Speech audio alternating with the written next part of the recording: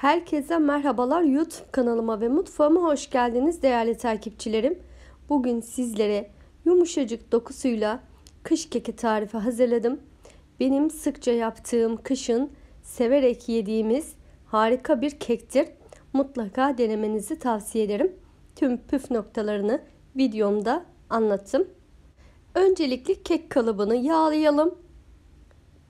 Benim kek kalıbım döküm olduğu için yağlamaya gerek yok ama sizleri göstermek için şöyle yağlıyorum tereyağıyla. Eğer siz kalıbınıza güvenmiyorsanız yağın üzerinde biraz da un serpmenizi tavsiye ediyorum. O şekilde daha da rahat çıkacaktır. Evet, iyice yağladım. Buzdolabını kaldırıyorum. Ben de kek harcını hazırlıyorum. Kekimiz için gerekli malzemelerim 4 tane yumurta. Yumurtalarım biraz küçük olduğu için 4 tane kullandım. Eğer çok büyükse 3 tane yumurta da yeterli gelecektir. 1 su bardağı şeker ilave ederek bu ikiliyi iyice çırpıyorum. İstediğimiz kıvama gelinceye kadar çırpalım arkadaşlar.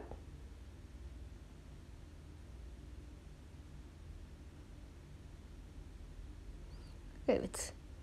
Gördüğünüz gibi istediğimiz kıvama geldi. Bembeyaz köpük köpük kek harcımız hazır. Ve diğer malzemelerini ilave ediyorum. Makineyi durduruyorum. Kışın haftada en az 2 kez yaptığım bir kış keki tarifimdir. Mutlaka denemenizi öneriyorum. Tüm püf noktalarını videom sırası geldikçe sizlere anlatacağım. Öncelikle kullanmış olduğunuz malzemelerinizin oda ısısında olmasını özen gösterelim. 1 su bardağı sıvı yağ ekliyorum. 1 su bardağı süt ilave ediyorum.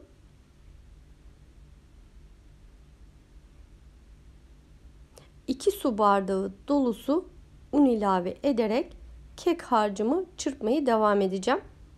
Tabi üzerine 1 paket kabartma tozu, 1 paket vanilya ekliyorum. Vanilya da kekimize çok güzel bir koku ve lezzet katacaktır. Tekrar bu harcı çırpıyorum. Çok fazla çırpmıyoruz.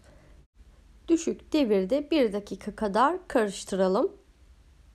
Videomu buraya kadar gelen değerli takipçilerime küçük bir hatırlatma yapmak isterim. Eğer ki sizinle ilk kez bu videoda karşılaştıysak kanalıma abone olmayı, videolarımı beğendiyseniz beğenmeyi lütfen unutmayın. Bir de bildirim sesini açarsanız en yeni birbirinden lezzetli tariflerim size anında bildirim olarak gelecektir. Tariflerimi görmesini istediğiniz arkadaşlarınızla sosyal medya hesaplarınızdan paylaşarak daha çok kitleye ulaşmama yardımcı olabilirsiniz. Her birinizi desteklerinizden dolayı çok ama çok teşekkür ediyorum. Kek harcım hazır. Üzerine 1 su bardağı ceviz içi ekledim. 2 tane büyükçe havuç rendeledim. 1 çay kaşığı kadar tarçın ekleyerek kek harcımı iyice spatulayla karıştırıyorum. Kekteki ikinci büyük püf noktada harcın koyu olmaması. Biraz bu şekilde kıvamını şimdi şöyle göstereyim. Hafif bu şekilde olması gerekiyor. Eğer koyu yaparsanız sünger gibi yumuşacık kek olmayacaktır. Lütfen bu ayrıntılara dikkat edelim. Verdiğim ölçüleri uyalım. İyice karıştırıyorum. Fırın derecesi de en önemli püf noktalarından bir tanesidir kek yapımında. Çok yüksek devire atarsanız üzeri ve altı bir anda kızarır, içi çiğ kalır. Düşük devirde yapıyorum ben keklerimi. Genelde 150 derecede pişiriyorum. Siz de kendinize göre, fırınınıza göre ayarlayabilirsiniz. Lütfen bu aşamayı dikkat edelim. Sonra benim keklerim niye kabarmıyor, benim keklerimin içi niye çiğ kalıyor diyorsunuz. Bu yüzden arkadaşlar şöyle sallıyorum kalıbı, 150 derece alt üst ayar ısınmış fırına gönderiyorum. Evet, kekim pişti. Şöyle ters çeviriyorum. Mutlaka ılıdıktan sonra kesmenizi öneriyorum. İlk sıcaklığı bir çıkmasını bekleyin. Şöyle yumuşaklığını göstermek istiyorum sizlere. İnanın yumuşacık, sünger gibi ağızda eriyen enfes bir kek tarifi. Tarifimi gönül rahatlığıyla deneyebilirsiniz arkadaşlar. Eğer kekiniz kabarmıyorsa, içi çiğ kalıyorsa mutlaka benim tarifimi birebir uygulayın. Çok da memnun kalacaksınız.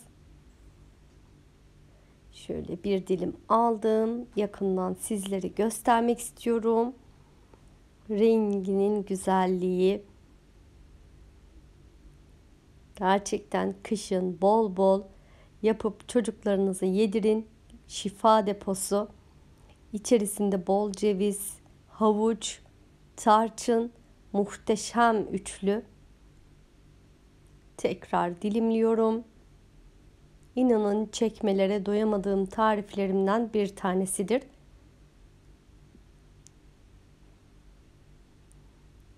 Bakın yumuşaklığını, şöyle dokusunu, sünger gibi.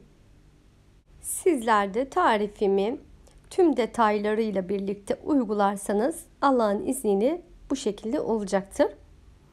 Sizlere bir de çatalla iç dokusunu göstermek istiyorum.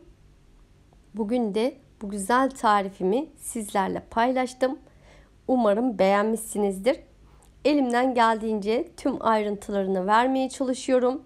Sıkılmanızı istemiyorum. Beni diğer sosyal medya hesaplarımdan da takibe alabilirsiniz. Instagram adresimi açıklama bölümünü ekliyorum. Oradan takibe alırsanız çok sevinirim. Beni burada yalnız bırakmadınız. Orada da yalnız bırakmayacağınızdan eminim arkadaşlar. Şimdiden hepinizi teşekkür ederim. Bir de elimle bölerek göstermek istiyorum. Yine aklınıza küçük bir soru takılırsa yorum kısmına yazarsanız sizlere oradan yardımcı olabilirim. Evet, bugün de bu güzel tarifimizin sonuna geldik. Beni buraya kadar izleyen değerli takipçilerime çok ama çok teşekkür ediyorum. Yepyeni tariflerimde görüşmek üzere. Kendinize çok iyi bakın. Sağlıklı kalın. Hoşça kalın.